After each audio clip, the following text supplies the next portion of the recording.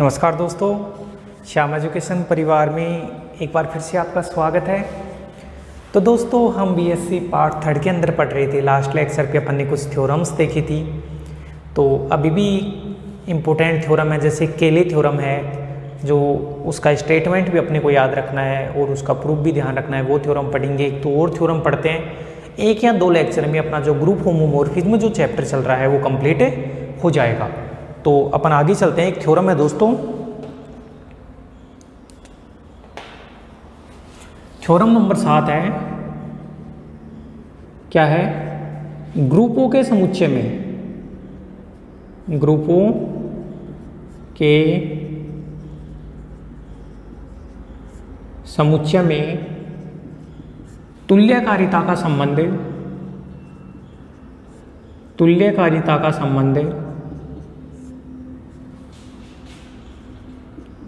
ग्रुपों के समुच्चय में तुल्यकारिता का संबंध। बताओ, तुल्यकारिता के संबंध को ऐसे दर्शाते हैं ना, जैसे मान लो कि दो ग्रुप हैं G और H, अगर दोनों तुल्यकारी है तो अपन ऐसे दर्शाते हैं। तो तुल्यकारिता का संबंध एक तुल्यता संबंध होता है, एक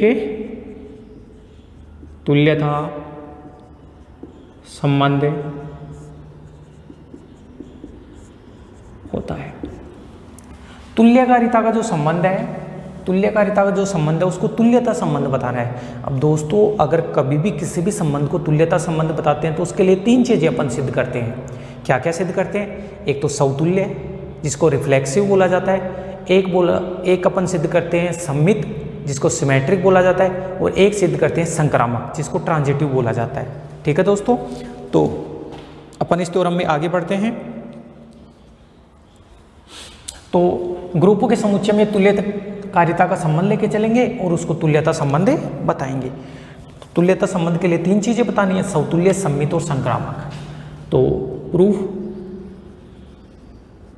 प्रूफ में लिखते हैं सबसे पहले समतुल्य। सबसे पहले समतुल्य, समतुल्य को बोला जाता है रिफ्लेक्सिव। क्या बोला जाता है? रिफ्लेक्सिव, समतुल्य को। ठीक है दोस्तों, समतुल्य की बात करते हैं। अब समतुल्य बताओ कैसे सिद्ध करते हैं कि भाई खुद का खुद से संबंध होना चाहिए समतुल्य में। देखो, समतुल्य में तो अगर G ग्रुप है तो G का G से संबंध होना चाहिए। सम्मित में कैसे देखते हैं? अगर G का संबंध G' से है तो G' का संबंध भी G से होना चाहिए। ये समतुल्य में देखते हैं, ये सम्मित में देखते हैं। संक्रामक में कैसे देखते हैं कि अगर G का संबंध G' से है और G' का जो संबंध है और G' का जो संबंध है वो G" से है। अगर G का संबंध G' से है, G' का संबंध G" से है, तो अपन ये देखते हैं कि जो G का संबंध किससे होना चाहिए? G" से। ये देखते हैं अपन संक्रामक में। ठीक है दोस्तों, समतुल्य की बात करते हैं तो लिखते हैं इसमें ग्रुप G से G पर परिभाषित, ग्रुप G से G पर परिभाषित प्रतिचित्रण, G से G पर परिभाषित एक प्रतिचित्रण है IG। G से G के, आप देखो, G से G के ऊपर परिभाषित है और IG है वो तत्समक प्रतिचित्रण है, तत्समक फलन है। तो I का मतलब तो आइडेंटिटी, और किस ग्रुप के ऊपर परिभाषित है? G ग्रुप के ऊपर परिभाषित है, तो इसको IG लिख दिया। तो ग्रुप G से G पर परिभाषित प्रतिचित्रण IG एक तुल्यकारी प्रतिचित्रण होता है,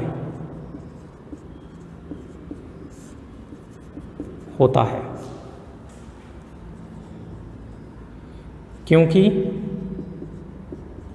आप देखो, जिससे IG का मतलब ये है कि भाई एक ग्रुप है G, ये भी कोई ग्रुप है G, इसमें 3 एलिमेंट है 1 2 3, और इसमें भी 3 एलिमेंट 1 2 3। तो एक ऐसा प्रतिचित्रण जो 1 को 1 पे, 2 को 2 पे, 3 को 3 पे मैप करेगा। तो आइडेंटिटी प्रतिचित्रण हो गया ना, तो उसको IG से दर्शाते हैं। ये एक तुल्यकारी प्रतिचित्रण है क्योंकि यह एककी व आच्छादक होता है, क्योंकि एक एलिमेंट की इमेज एक ही आती है। अगर 1 के ऊपर अप्लाई होगा तो 1 ही बनाएगा, 2 के ऊपर अप्लाई होगा तो 2 बनाएगा। क्योंकि यह एककी आच्छादक प्रतिचित्रण होता है,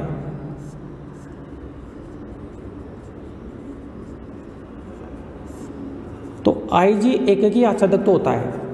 अब IG एककी आच्छादक होता है, अगर मैं IG को समाकारी और सिद्ध कर दूं तो फिर हो जाएगा। नाउ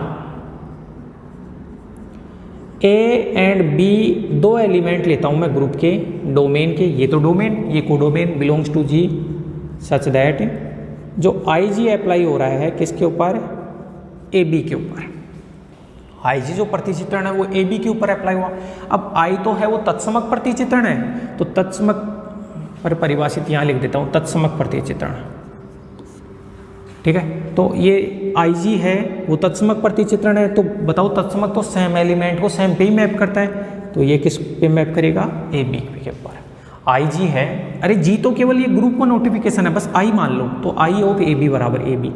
तो बताओ A को, इसको मैं IG ऑफ A और B को IG ऑफ B लिख सकता हूँ या नहीं। कहने का मतलब I ऑफ A एलिमेंट के ऊपर I ऑपरेट करोगे तो A आएगा, B एलिमेंट के ऊपर I ऑपरेट करोगे तो B आएगा, तो AB को ये लिख दिया। तो बताओ IG यहाँ से A और B दोनों के साथ गया या नहीं गया, बिल्कुल गया ना। इसका मतलब क्या है, इसका मतलब प्रतिचित्रण IG क्या है, समाकारिता है। तो एककी आच्छादक भी हो गया और समाकारिता भी हो गया। बताओ एककी आच्छादक समाकारिता क्या है, तुल्यकारिता हो गया, तुल्यकारिता हो गया। इसका मतलब ये बताओ कि आपने प्रतिचित्रण जो IG है वो एककी आच्छादक तो था ही, क्योंकि तत्समक प्रतिचित्रण हमेशा एककी आच्छादक होता है, और आपने समाकारी भी बता दिया। इस कारण आप इन दोनों ग्रुपों को ये बोल सकते हो या नहीं, G आइसोमोर्फिक G, एककी आच्छादक समाकारी हो गया तो G आइसोमोर्फिक G। तो बताओ यही तो सिद्ध करना था आपको कि समतुल्य में क्या है कि खुद का खुद से रिलेशन है, G का G से रिलेशन बता दिया। ठीक है दोस्तों, तो ये समतुल्य है। अब सम्मित करेंगे जिसके अंदर G का G डैश से लेके चलेंगे और G डैश का G से बताएंगे। तो एक बार इसको राइट डाउन करो आप समतुल्य को। याद रखना कि समतुल्य में हमेशा खुद का खुद से रिलेशन बताते हैं, तो आराम से ये समतुल्य हो गया। दूसरा दोस्तों अपन सिद्ध करते हैं सम्मित।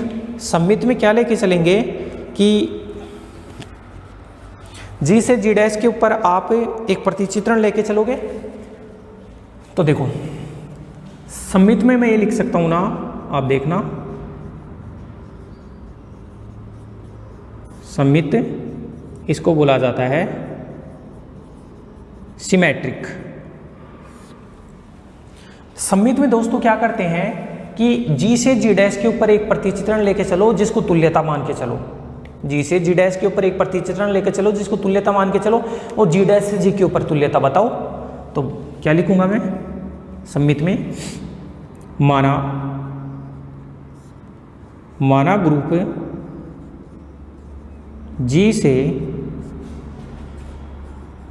G डैश पर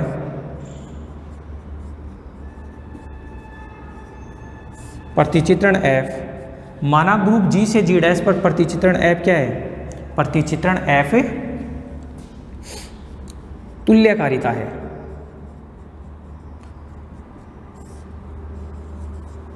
G से G डैश के ऊपर प्रतिचित्रण F तुल्यकारिता है। बताओ तुल्यकारिता है तो ये लिख सकते हो या नहीं, अर्थात G आइसोमोर्फिक किसके है, G डैश की।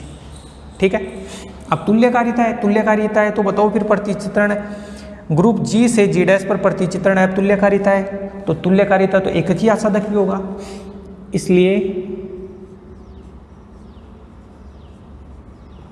प्रतिचित्रण F एककी व आच्छादक भी होगा, इसलिए प्रतिचित्रण F एककी व आच्छादक भी होगा, एककी आच्छादक भी होगा। और बताओ अगर कोई फलन एककी आच्छादक होता है तो उसका इन्वर्स एग्जिस्ट करता है और वो भी एककी आच्छादक होता है, हमेशा ध्यान रखना। और इन्वर्स उसी फंक्शन का एग्जिस्ट करता है जो 1/1/2 हो। तब f का प्रतिलोम फलन, तब f का प्रतिलोम फलन f इन्वर्स b, तब f का प्रतिलोम फलन f इन्वर्स भी एग्जिस्ट करेगा, अस्तित्व भी होगा, व f इन्वर्स भी क्या होगा, 1/1 ऑन टू होगा। याद रखना दोस्तों, अगर कोई फंक्शन 1 1 ऑन टू है, अगर कोई फंक्शन 1 1 ऑन टू है तो उसका इन्वर्स एग्जिस्ट करेगा और वो इन्वर्स भी 1 1 ऑन टू होगा। तो f यहाँ से तुल्यकारिता था, तुल्यकारिता का मतलब एककी आच्छादक समाकारिता था। अब एककी और आच्छादक था f, एककी आच्छादक था तो इसका इन्वर्स एग्जिस्ट करेगा और इसका इन्वर्स जो f इन्वर्स होगा वो भी क्या होगा, एककी आच्छादक होगा। अच्छा नाउ अब f इन्वर्स, अगर दोस्तों f जो है वो g से g डैश के ऊपर परिभाषित है तो बताओ f इन्वर्स कहाँ होगा, उल्टा होगा ना। f इन्वर्स कहाँ से परिभाषित होगा, g डैश से g पर परिभाषित होगा। अगर f है, अगर f g से g डैश के ऊपर परिभाषित है, यहाँ देखो, तो f इन्वर्स g डैश से g के ऊपर परिभाषित होगा। और f इन्वर्स को आपने एककी आच्छादक बता दिया, f इन्वर्स को एककी आच्छादक बता दिया तो एक काम आपका बचा, बताओ क्या बचा, f इन्वर्स को आप समाकारी और बता दो। तो समाकारी बताने के लिए 2 एलिमेंटों की जरूरत होगी। तो मैं मान लेता हूँ let a and b belongs to g, a और b दो g के एलिमेंट हैं, इस प्रकार हैं कि f ऑफ a बराबर तो a डैश और f ऑफ b बराबर क्या है, b डैश। भाई a और b दो एलिमेंट g के हैं, a और b दो एलिमेंट g के हैं, तो बताओ फिर f a g डैश का बनेगा ना। तो f ऑफ a बराबर तो a डैश हो गया और f ऑफ b बराबर क्या हो गया, b डैश हो गया। अब बताओ नाउ f इनवर्स, बताओ f और ये एलिमेंट a डैश भी किस में होगा, g डैश में, और b डैश भी किस में होगा, g डैश में। f इनवर्स जो अप्लाई हो रहा है वो g डैश के एलिमेंटों के ऊपर अप्लाई हो रहा है। तो f इनवर्स है वो g डैश के एलिमेंटों के ऊपर अप्लाई हो रहा है और g डैश के एलिमेंट क्या ले लिए यहाँ से, a डैश और b डैश ले लिए, g डैश के दो एलिमेंट ले लिए। ठीक है दोस्तों, अब बताओ इस f इनवर्स को, a डैश को आप यहाँ से क्या लिख सकते हो, a डैश को लिख सकते हो यहाँ से f a और b डैश को क्या लिख सकते हो, f b। a डैश की जगह तो f a और b डैश की जगह f b। अब देखो यहाँ कि f आपने ग्रुप G से G डैश में f को तुल्यकारिता माना है, तुल्यकारिता माना है, इसका मतलब है समाकारिता तो है ही ना। और समाकारिता है जब क्या f समाकारिता है तो f a f b को मैं f a b लिख सकता हूँ या नहीं, बिल्कुल लिख सकता हूँ। रीजन सामने क्या लिख दूंगा, f समाकारिता है, f समाकारिता है तो f a f b को ये लिख दिया। अब बताओ f इनवर्स f को काट देगा तो क्या बचेगा, ए बी बचेगा। f इनवर्स f को काट देगा तो ए बी बचेगा। और यहाँ से अगर a की वैल्यू निकालना चाहूँ यहाँ से तो f को इधर ले जाऊँगा तो f इनवर्स बनेगा। तो यहाँ से a की वैल्यू तो क्या आई, a की वैल्यू तो आई f इनवर्स a डैश, और यहाँ से b की वैल्यू, इसको f को इधर ले जाओ तो b की value I f inverse b dash. a की वैल्यू तो f इनवर्स a डैश है और जो b की वैल्यू है वो f इनवर्स b डैश। तो बताओ f इनवर्स है वो a डैश b डैश के ऊपर अप्लाई हो रहा था और यहाँ दोनों के ऊपर अलग अलग हो गया, अलग अलग हो गया। तो मैं ये बोल सकता हूँ या नहीं कि f इनवर्स है वो g डैश से g के ऊपर, g डैश से g पर क्या है, समाकारिता है, g डैश से g के ऊपर क्या है, समाकारिता है। और यहाँ से देखो g डैश से g के ऊपर f इनवर्स है वो समाकारिता है और f इनवर्स एक की आच्छादक ऊपर से आ गया था। यहाँ से देखो, यहाँ से तो समाकारिता बता दिया और एक की आच्छादक यहाँ से था। इसका मतलब मैं ये बोल सकता हूँ कि f इनवर्स g डैश से g पर क्या है, तुल्यकारिता है, क्या है, तुल्यकारिता है, तुल्यकारिता है। और आप फिर इस तुल्यकारिता है तो आपने एक ऐसा प्रतिचित्रण परिभाषित कर दिया जो एककी भी है, आच्छादक भी और समाकारिता भी है। तो आप ये बोल सकते हो या नहीं कि जो g डैश है वो किसके तुल्यकारी है, g के तुल्यकारी है। इसलिए दोस्तों अब आप लेके तो क्या चले थे, आप g को तो g डैश के तुल्यकारी लेके चले थे, g को तुल्यकारी लेके चले थे g डैश के, और आपने ये सिद्ध कर दिया, आपने ये सिद्ध कर दिया कि g डैश किसके तुल्यकारी है, g डैश किसके तुल्यकारी है, g के तुल्यकारी है। सही है ना। इसका मतलब ये हुआ कि जो तुल्यता संबंध होता है, तुल्यता जो संबंध होता है, और तुल्यता संबंध क्या होता है, ये इसको तुल्यता संबंध कहा जाता है। तुल्यता संबंध क्या हो गया, सम्मित हो गया। इसका मतलब तुल्यता संबंध सम्मित है। तो और यहाँ से मैं ये बोल सकता हूँ कि यहाँ से अर्थात तुल्यता संबंध समतुल्य है।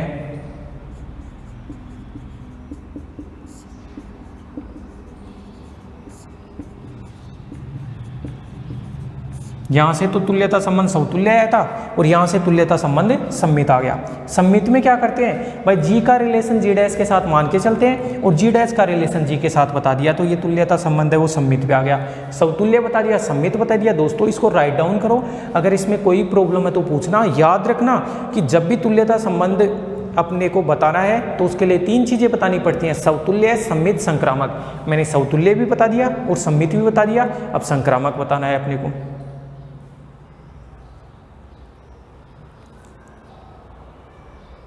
ठीक है दोस्तों, अब आगे चलते हैं अपन।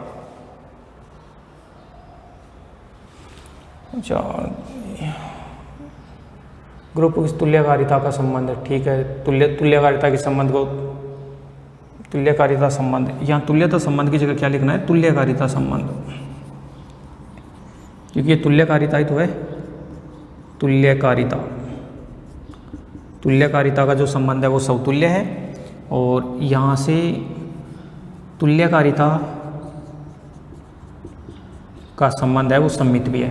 तुल्यकारिता का संबंध समतुल्य बता दिया, तुल्यकारिता का संबंध सममित बता दिया और अब तुल्यकारिता के संबंध को संक्रामक और बताना है, तो एक बार करो आप इसको।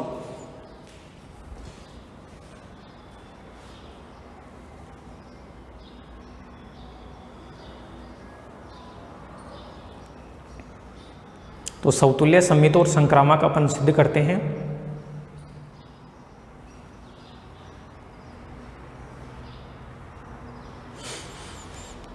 अब संक्रामक भी सिद्ध कर लेते हैं दोस्तों। संक्रामक के लिए तो अपने को 3 ग्रुपों की जरूरत पड़ेगी।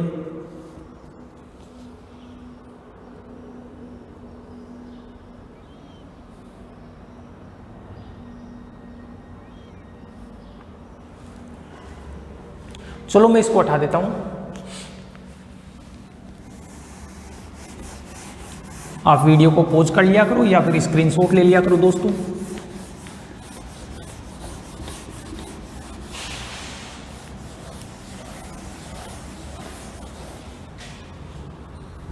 हाँ, अब तीसरा अपने को बताना है संक्रामक।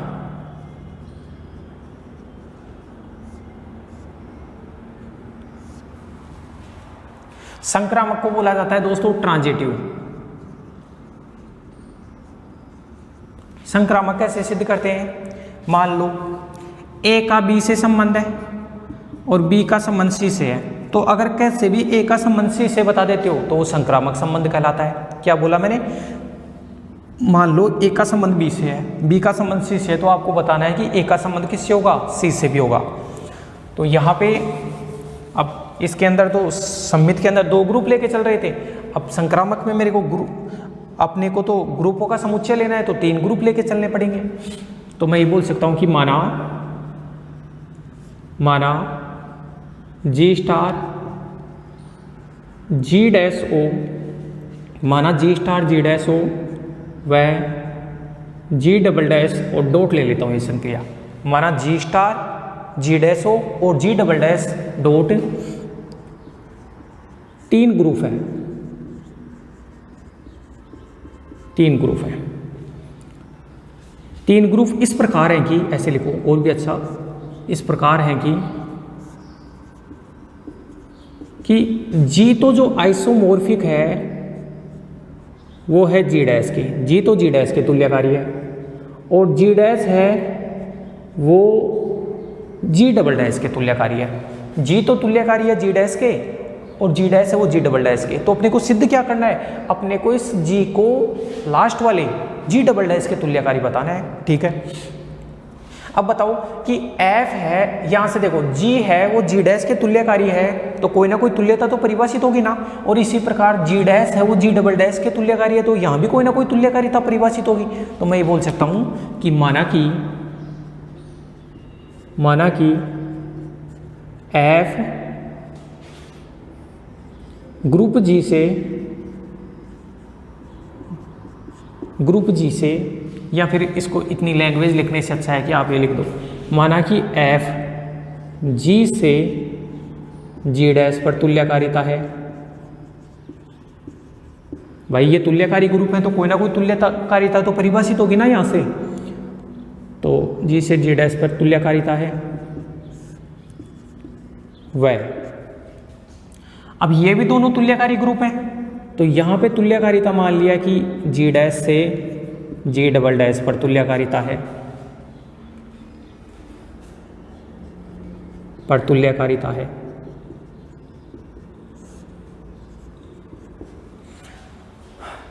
आपने जी को जी डैश के तुल्यकारी ग्रुप मान लिया। तो तुल्यकारी ग्रुप मानना तो कोई ना कोई तुल्यकारिता परिभाषित होगी, तो मैंने एफ एक तुल्यकारिता परिभाषित कर दी जी से जी डैश पे, और जी डैश को जी डबल डैश के तुल्यकारी ग्रुप माना, इसका मतलब यहां भी कोई ना कोई तुल्यकारिता परिभाषित होगी, तो उस तुल्यकारिता को मैंने जी नाम दे दिया। ठीक है, इसको तो हटा देता हूं इधर, समतुल्य सम्मित तो हो ही गया ना। अब देखो, तब एफ, अब तुल्यकारिता इसका मतलब एक की आच्छादक तो है ही, तो एफ एक की आच्छादक है और जी भी एक की आच्छादक है, तब ये बोल सकता हूं एफ एक की आच्छादक जी भी एक की आच्छादक, तो जीओएफ जो बनेगा, जीओएफ वो परिभाषित किससे होगा, वो परिभाषित होगा जी से जी डबल डैश पर। भाई एफ है वो तुल्यकारिता, इसका मतलब एक की भी है, आच्छादक भी है, समाकारिता भी है। जी है वो भी तुल्यकारिता, इसका मतलब एक की भी है, आच्छादक भी है, समाकारिता भी है। तो जब एफ और जी दोनों एक की आच्छादक और समाकारिता हैं, तो एफ और जी का संयुक्त फलन जो जीओएफ है, तो जीओएफ है वो जी से जी डबल डैश पर परिभाषित होता है, पर परिभाषित क्या है, 1/1 फंक्शन है, 1/1 फलन है। जीओएफ हो गया वो एक की आच्छादक फलन हो गया, क्यों, क्योंकि एफ है वो भी एक की आच्छादक, जी है वो भी एक की आच्छादक, तो दो एक की आच्छादक फलनों का संयुक्त फलन होता है, वो भी एक की आच्छादक होता है। तो बताओ एफ और जी का संयुक्त फलन जीओएफ ही तो हुआ, तो जीओएफ भी एक की आच्छादक हो गया। अच्छा, तो जीओएफ को एक की आच्छादक तो बता दिया, अब जीओएफ को समाकारिता और बता दो।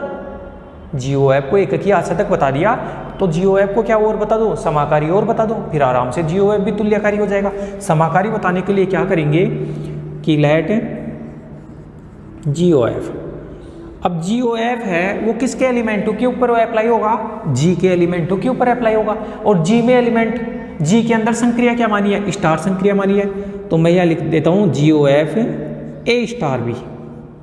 क्या लिख दूं, जीओएफ ए स्टार बी।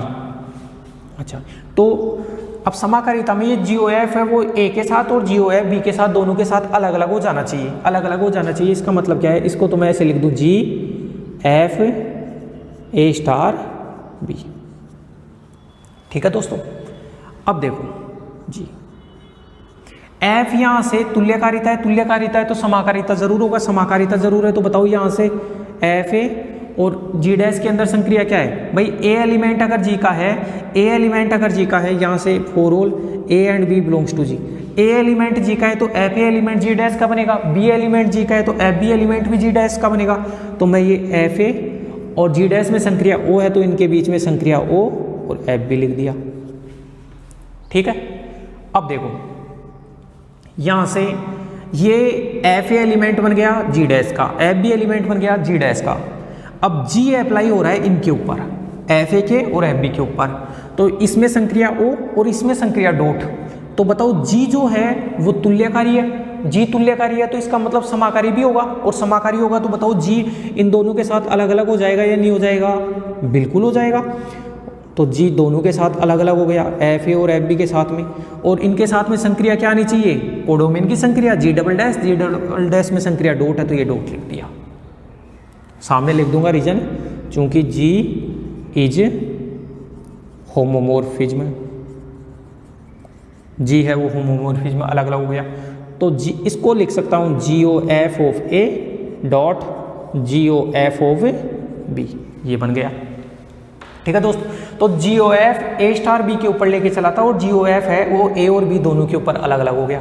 इसका मतलब मैं ये कह सकता हूं, इसका मतलब ये बोल सकता हूं कि जी ओ एफ है वो जी से जी डबल डैश पर क्या बन गया, समाकारिता है, जी से जी डबल डैश पर क्या है ये कि समाकारिता है। तो एक की आच्छादक तो यहाँ से हो गया था, समाकारिता यहाँ से हो गया। इसका मतलब मैं ये बोल सकता हूँ कि GOF है वो G से G डबल डैश पर तुल्यकारिता है। G से G डबल डैश पर क्या है दोस्तों? तुल्यकारिता है। तुल्यकारिता है तो GOF आपने G से G डबल डैश के ऊपर तुल्यकारिता बता दिया, तो बताओ फिर G और G डबल डैश हैं वो दोनों तुल्यकारी ग्रुप हुए या नहीं हुए? बिल्कुल हो गए दोनों तुल्यकारी ग्रुप, क्योंकि आपने एक तुल्यकारिता परिभाषित कर दिया।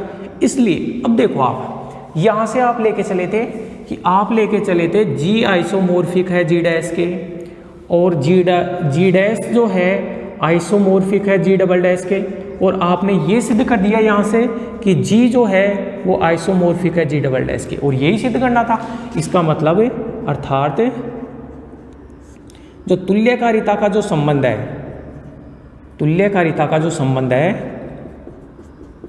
तुल्यकारिता संबंध क्या? ये कोंग्रुएंट रिलेशन जो होता है, कोंग्रुएंट रिलेशन बोलते हैं इसको, तुल्यकारी संबंध क्या हो गया? संक्रामक है। संक्रामक भी आ गया। सौतुल्य आपने बता दिया, सम्मित बता दिया आपने, संक्रामक बता दिया। तो उपरोक्त से स्पष्ट है कि सौतुल्य, सम्मित, संक्रामक तीनों हो गए ना, तो तुल्यता संबंध हो गया। उपरोक्त से स्पष्ट है कि ग्रुप्स के समुच्चय पर, ग्रुपों के समुच्चयों पर तुल्यकारिता संबंध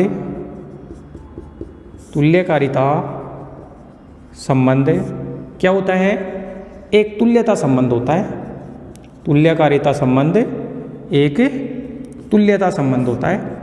तुल्यकारिता के संबंध को तुल्यता संबंध बता दिया। तुल्यता संबंध बताने के लिए अपन ने सौतुल्य, सम्मित, संक्रामक तीनों सिद्ध किया। तो बहुत ही आसान और बहुत ही इंपॉर्टेंट थ्योरम है दोस्तों, इसको देखना और नोट करना। अगर कहीं पे भी प्रॉब्लम आई तो बताना। बस तुल्यता संबंध बताने के लिए 3 चीजें बतानी है। सौतुल्य, सम्मित, संक्रामक बताना है। सौतुल्य का मतलब खुद का खुद से रिलेशन होना चाहिए। सम्मित का मतलब अगर G का G डैश से रिलेशन है तो G डैश का G से होना चाहिए। संक्रामक में अगर G का G डैश से रिलेशन है, G डैश का G डबल डैश से रिलेशन है, तो G का G डबल डैश से रिलेशन होना चाहिए। बस यही किया है अपन ने। चलो ठीक है, इसको उतारो, फिर अपन आगे बढ़ते हैं। तो इस प्रकार से ये एक इम्पोर्टेंट थ्योरम अपन ने पूरी की है।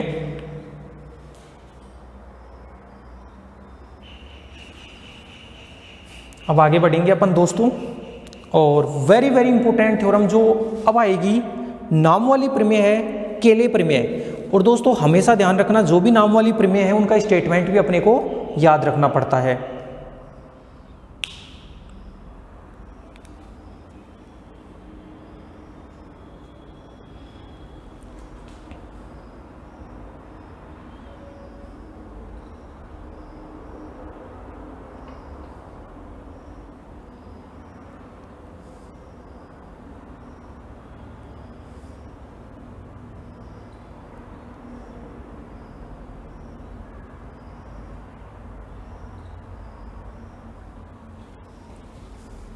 ठीक है दोस्तों, केले प्रमेय वेरी वेरी इंपॉर्टेंट है। अपनी बुक के अंदर 8वें नंबर की थ्योरम दी गई है, तो एक बार इसको मैं पूरे को उठा देता हूं। और केले प्रमेय नाम की प्रमेय, स्टेटमेंट जरूर अपने को याद रखना है।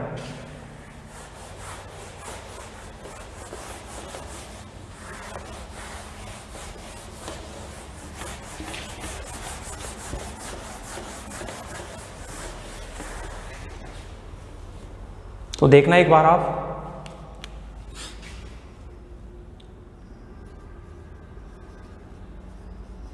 केलेस थ्योरम, केले प्रमेय, केले प्रमेय पढ़ा रहा हूं। सबसे पहले तो इसका स्टेटमेंट,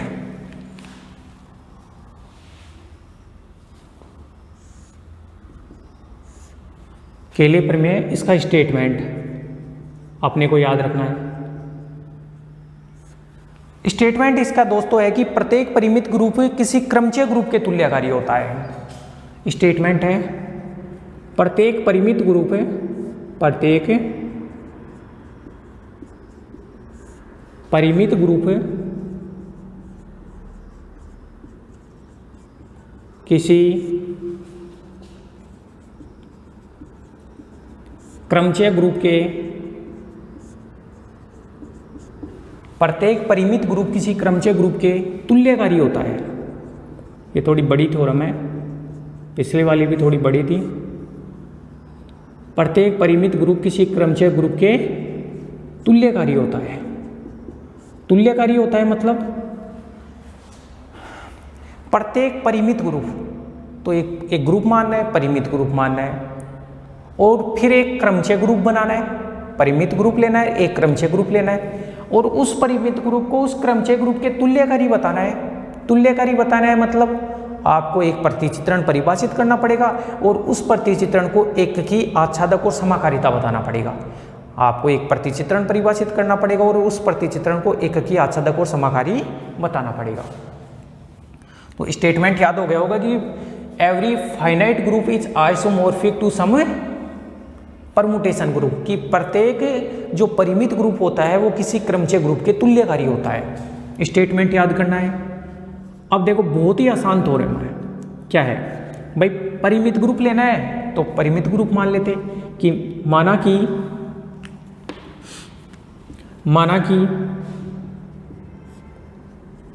माना कि कैपिटल जी एक परिमित ग्रुप है। माना कि कैपिटल जी क्या है, एक परिमित ग्रुप है। अब परिमित ग्रुप है तो दोस्तों इसमें नंबर ऑफ एलिमेंट फाइनाइट होंगे। माना कि कैपिटल जी एक परिमित ग्रुप है जिसमें अवयवों की संख्या माना कि कैपिटल जी एक परिमित ग्रुप है जिसमें अवयवों की संख्या कितनी है, स्मॉल n है, फाइनाइट मान लिया। अब देखो तब for all a belongs to g के लिए आप एक एलिमेंट मान लो a, तब for all a belongs to g के लिए ये लाइन ध्यान रखनी है आपको, के लिए एक प्रतिचित्रण है।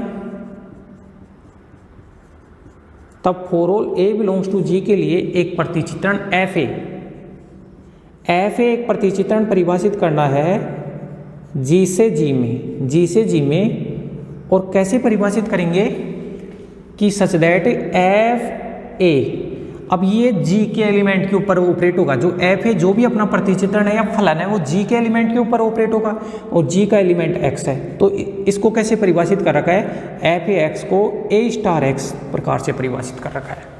क्या बोला, for all a belongs to g के लिए कि कैपिटल G के प्रत्येक एलिमेंट के लिए आपको एक ऐसा प्रतिचित्रण fa जरूर मिलेगा कि fa ऑफ x बराबर हो गया a स्टार x। ये लाइन ध्यान रखनी है आपको, ठीक है दोस्तों। तो चूंकि अब देखो यहां से आप सबसे पहले तो ये जो प्रतिचित्रण fa मान रहे थे ना, इसको प्रतिचित्रण fa को मैं क्रमचय सिद्ध करना चाहता हूँ। क्या सिद्ध करना चाहता हूँ, क्रमचय।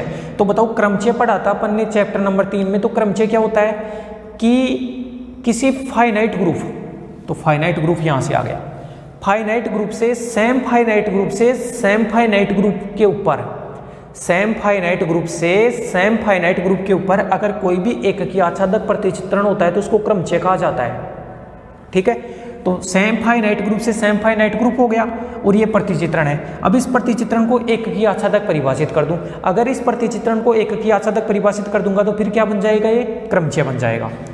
तो देखो, तो फॉर ऑल ऐसे लिख देता हूं, चूंकि for all a and b belongs to g such that a और b दो g के एलिमेंट इस प्रकार हैं कि f ए एक्स या x और y दो मानने पड़ेंगे आपको। x और y दो g के एलिमेंट इस प्रकार हैं, f ए एक्स बराबर f ए वाई। भाई f ए तो प्रतिचित्रण है ना, अरे जैसे प्रतिचित्रण g मान लेते हैं, इसकी जगह f ए की जगह g मान लो तो ये जी एक्स बराबर जी वाई हो गया। अब एक की सिद्ध करना है तो इमेज सेम लेके चल रहे हो आप, x और y एलिमेंटों की इमेज सेम लेके चल रहे हो और अपने को सिद्ध करना है x बराबर y। अगर x बराबर y हो गया तो फिर ये प्रतिचित्रण f क्या हो जाएगा, एक की हो जाएगा। याद रखना दोस्तों, हमेशा एक की में इमेज सेम लेके चलते हैं और एलिमेंट सेम बताते हैं। तो f ए एक्स, अब देखो f ए एक्स किस प्रकार से परिभाषित है, a स्टार एक्स। तो ये बना ए स्टार एक्स बराबर ए स्टार वाई। बताओ ए को ऐसे काट सकते हैं ना, ऐसे नहीं काट सकते, निरसन नियम लगाएंगे। तो यहाँ से बना x बराबर y। कौन सा नियम है? वाम निरसन नियम, लेफ्ट कैंसिलेशन लॉ, वाम निरसन नियम जिसको बोला जाता है लेफ्ट कैंसिलेशन लॉ। तो इमेज सेम लेके चला था, एलिमेंट सेम आ गया। इसका मतलब क्या हुआ कि जो प्रतिचित्रण एफ ए है, प्रतिचित्रण एफ ए है, प्रतिचित्रण एफ ए है वो क्या है? 1 1 है। प्रतिचित्रण एफ है वो एककी है, एककी हो गया। याद रखना दोस्तों कि दो ग्रुप है, मान लो जी और जी, सेम ग्रुप है और फाइनाइट है। अब सेम ग्रुप है तो एलिमेंट भी सेम होंगे और दोनों फाइनाइट ग्रुप है। और मैंने बोल दिया कि एककी है, इसका मतलब एक इमेज, या फिर एककी है तो इसको ऐसे भी तो बना सकता हूँ ना, एककी है तो ए एलिमेंट की इमेज बी आ गई, बी की सी आ गई और सी की ए आ गई, एककी हो गया। तो बताओ फिर एककी होते ही आच्छादक होगा या नहीं होगा? जरूर होगा। क्यों होगा? क्योंकि जब मैंने ये बोला कि ये भी फाइनाइट ग्रुप है, ये भी फाइनाइट ग्रुप है और दोनों सेम ग्रुप है, इसका मतलब दोनों में नंबर ऑफ एलिमेंट सेम है और आपने एककी बता दिया। तो बताओ ये अगर आप प्रतिचित्रण एफ ए परिभाषित कर रहे हो तो ये डोमेन हो गया, ये कोडोमेन हो गया। तो मेरे को ये बताओ कि कोडोमेन का कोई भी एक ऐसा एलिमेंट है क्या? क्या कोडोमेन में कोई भी ऐसा एलिमेंट बच रहा है क्या जिसका प्री इमेज उपस्थित नहीं है? ऐसा तो कोई एलिमेंट नहीं है। बताओ इस कोडोमेन के प्रत्येक एलिमेंट की प्री इमेज होगी या नहीं होगी? बिल्कुल होगी। तो एककी बताते ही आच्छादक तो ऑटोमेटिक हो गया। अरे जैसे आप इसमें डी एलिमेंट मान लेते तो अब इधर के डी का पूर्व प्रतिबिंब नहीं है तो देखो एककी ही नहीं है। अगर मान लो ये एककी हो जाता तो आच्छादक अपने आप हो जाता। तो एककी आपने सिद्ध कर दिया तो आच्छादक तो सीधा ही लिख देंगे। कैसे लिखेंगे? देखो आच्छादक के लिए मैं ये लिख सकता हूं दोस्तों, क्योंकि जी एक फाइनाइट, जी एक फाइनाइट ग्रुप है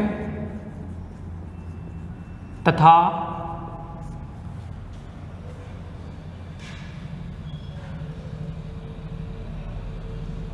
जी एक फाइनाइट ग्रुप है तथा एफ ए जी से जी पर, जी से जी पर 1 1 प्रतिचित्रण है, एककी प्रतिचित्रण है।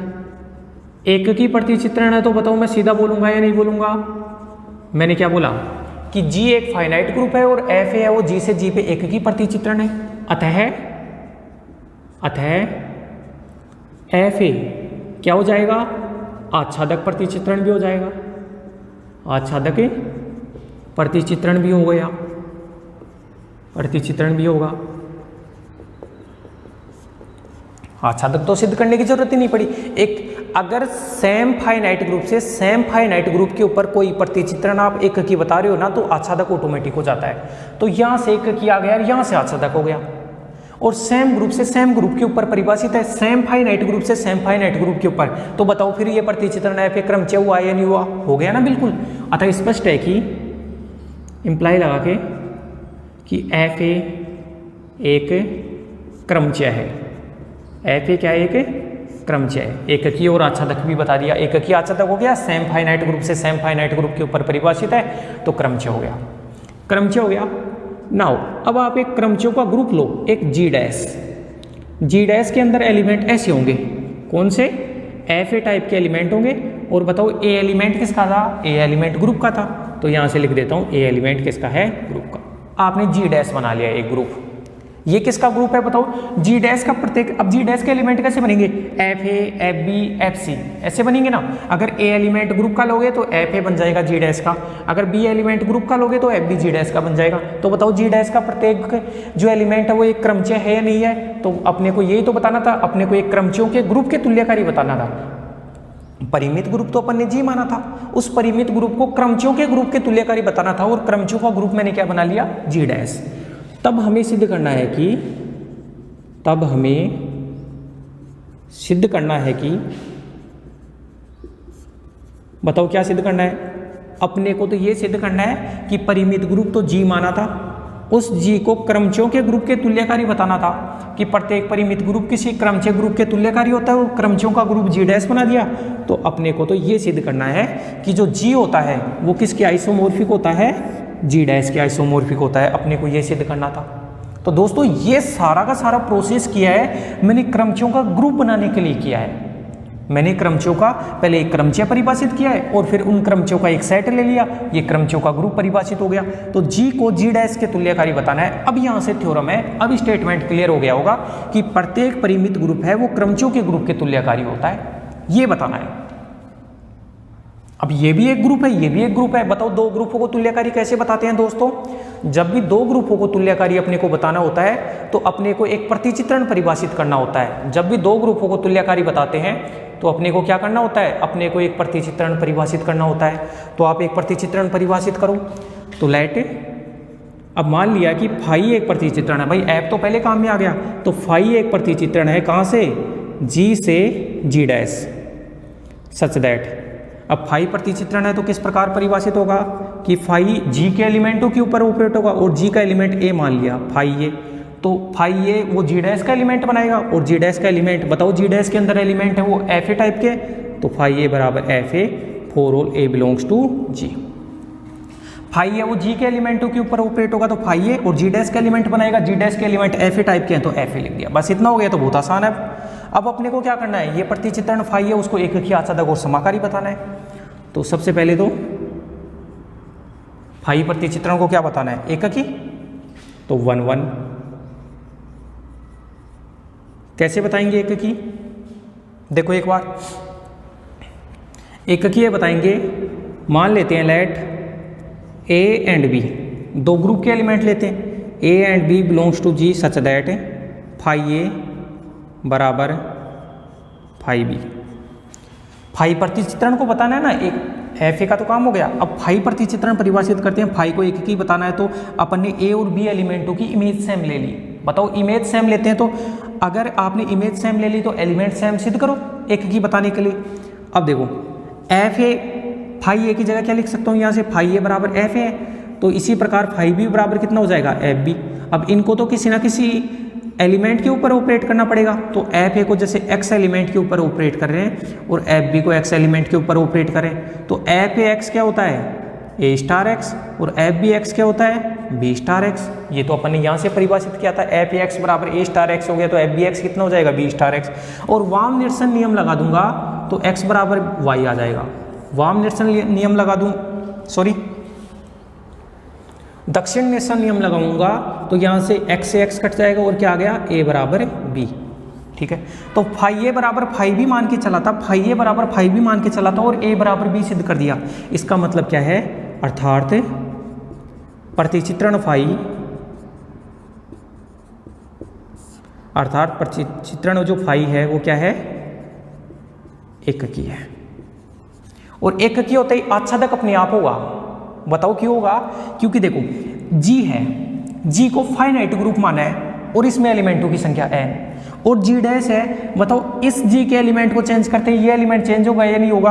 अगर G में 10 एलिमेंट है तो उसके लिए 10 क्रमचय परिभाषित होंगे या नहीं होंगे? जैसे इसमें A1 एलिमेंट G का है तो F1 हो गया, 2 एलिमेंट G का है तो F2 हो गया, ऐसे 10 एलिमेंट G का है तो F10 हो गया। इसका मतलब G में जितने एलिमेंट है उतने ही तो G डैश के अंदर एलिमेंट है, जी डैश के अंदर क्रमचय बन रहे हैं, और वो क्रमचय परिभाषित इस प्रकार से कर रखा है कि वो क्रमचय सीधा का सीधा जी के ऊपर डिपेंड कर रहा है। इसका मतलब ये है कि आच्छादक को मैं सीधा लिख दूं। अब इसको हटा दूं मैं, थोड़ा इसको हटाना पड़ेगा, एक बार आप कॉपी कर लो फिर अपन आगे बढ़ लेते हैं थोड़ा। तो दोस्तों बहुत ही अच्छी थ्योरम है।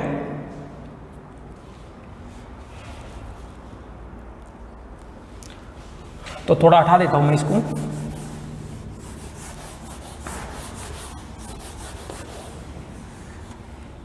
अच्छा 1 1 हो गया। दूसरा ऑन टू,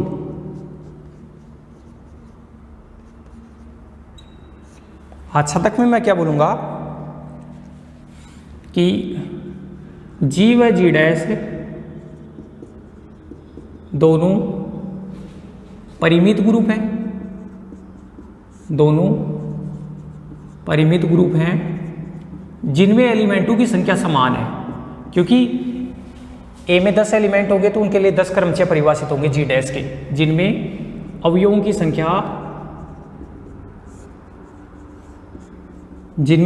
संख्या समान है। अतः अब देखो फाई प्रतिचित्रण को एककी बता दिया, अर्थात फाई प्रतिचित्रण एककी है तो आच्छादक अपने आप हो जाएगा। अतः फाई प्रतिचित्रण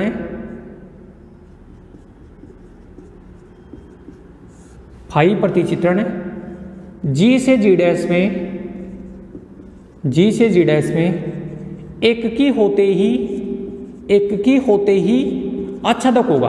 आच्छादक सिद्ध करने की जरूरत ही नहीं पड़ेगी, जी से जी डैश में एककी होते ही आच्छादक होगा, तो आच्छादक सिद्ध करने की जरूरत नहीं पड़ी। अब तीसरा अपने को क्या बताना है, एककी बता दिया, आच्छादक बता दिया, और तीसरा अपने को बताना है समाकारिता।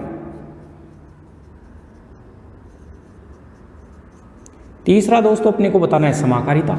समाकारिता बताने के लिए क्या करना पड़ेगा कि डोमेन के दो एलिमेंट मानो, डोमेन जी है तो let for all A and B belongs to ji such that, तो फाई ए बी बराबर फाई ए बी या फिर फाई ए बी बराबर। अब देखो, और जी के अंदर ने आपने शुरू में स्टार संक्रिया अगर माने तो मान लो कि यार सीधा फाई ए बी लिख लो, फाई ए बी बराबर एफ ए स्टार बी लिख लो यार। यहाँ पे भी अगर आप स्टार लिखना चाहो तो और भी अच्छा रहेगा आपके लिए, ए स्टार बी, फाई ए स्टार बी बराबर एफ ए स्टार बी, कि आप ग्रुप जी में इसमें तो स्टार मान लो और इसमें ओ संक्रिया मान लो, ठीक है। अब फाई है वो जी के एलिमेंटों के ऊपर ऑपरेट हो रहा है, जी के दो एलिमेंट ए और बी माना तो फाई ए स्टार बी। अब फाई ए स्टार बी बराबर क्या लिखूंगा, जैसे परिभाषित कर रखा है तो एफ ए स्टार बी। अपनाओ, अब देखो यहां से, अब इसको देखो, एफ ए स्टार बी है, ये तो कोई ना कोई फलन है, उसको एक्स के ऊपर ऑपरेट करो। जैसे मान लो एफ एल्फा एक्स होता तो बताओ उसको क्या लिखते हैं, एल्फा स्टार एक्स लिखते, तो इसको लिख दूंगा ए स्टार बी और साथ में स्टार एक्स, इसको एल्फा मान लो तो एल्फा स्टार एक्स, ठीक है। अब इसको हटा देता हूं इस चीज को दोस्तों, एफ ए, और आप ऐसे लिख सकते हो या नहीं, बी स्टार एक्स, क्योंकि अगर आप इसको खोलते ना तो आप लिखते ए स्टार बी स्टार एक्स, ये आ गया। यहाँ इस चीज़ को पहले आप एक साचरिया लगा के ये लिख लो, और अब लिख लो उस चीज़ को जो अभी लिखा था, एफ ए और इस चीज़ को बी स्टार एक्स। अब बताओ, f a b star x को एफ बी इंटू एक्स लिख सकता हूँ या नहीं, क्योंकि अपने को तो परिभाषित ही ऐसे करके दिया है, बी स्टार एक्स को लिख दिया एफ बी एक्स, तो यहाँ से ये लिख सकता हूँ दोस्तों एफ ए, और जी डैश के अंदर ओ संक्रिया मान रहे हैं तो F a o f b, और इस एक्स को मैंने बाहर ले लिया। तो यहाँ से दोनों तरफ से एक्स को कैंसिल करूँ तो ये बन गया एफ ए स्टार बी बराबर F a o f b, और एफ ए स्टार बी है वो किसके बराबर है, फाई ए स्टार बी के बराबर। फाई ए स्टार बी बराबर एफ ए को क्या लिख सकता हूँ, एफ ए को लिख सकता हूँ फाई ए, भाई इस हिसाब से देखो एफ ए को फाई ए और एफ बी को फाई बी, तो F a o phi b. अब बताओ, फाई जो प्रतिचित्रण था वो दोनों के साथ गया या नहीं गया, ए और बी के साथ गया, और बीच में जो संक्रिया है वो कोडोमेन की संक्रिया आई या नहीं आई, कोडोमेन जी के अंदर स्टार संक्रिया थी, जी डैश में ओ संक्रिया थी, तो वो भी आ गई। इसका मतलब क्या हो गया, अब इसको हटा रहा हूं मैं यहां से,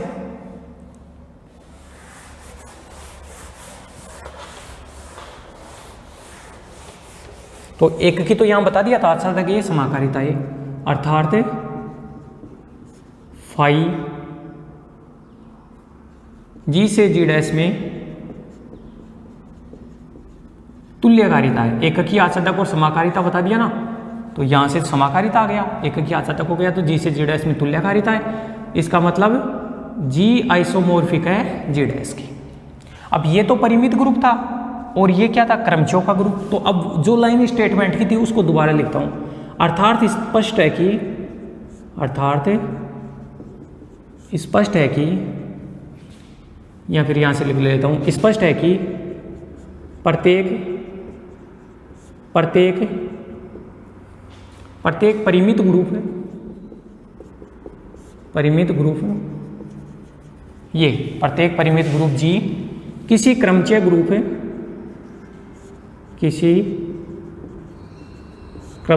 है, और क्रमचय ग्रुप कौन सा, G डैश के क्या होता है,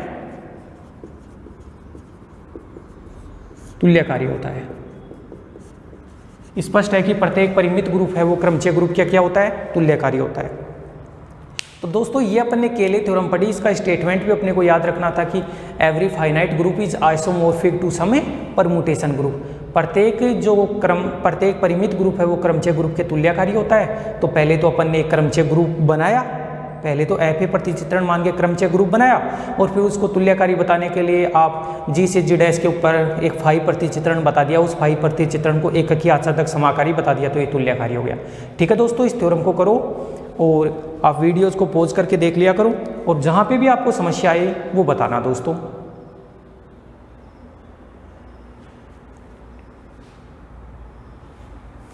तो इस लेक्चर में 2 ही थ्योरम हो पाई हैं, काफ़ी बड़ी थ्योरम थी और दोनों बहुत इंपॉर्टेंट थ्योरम थी। तो अपन अगले लेक्चर में मिलेंगे। ठीक है दोस्तों, आप इसको राइट डाउन करो।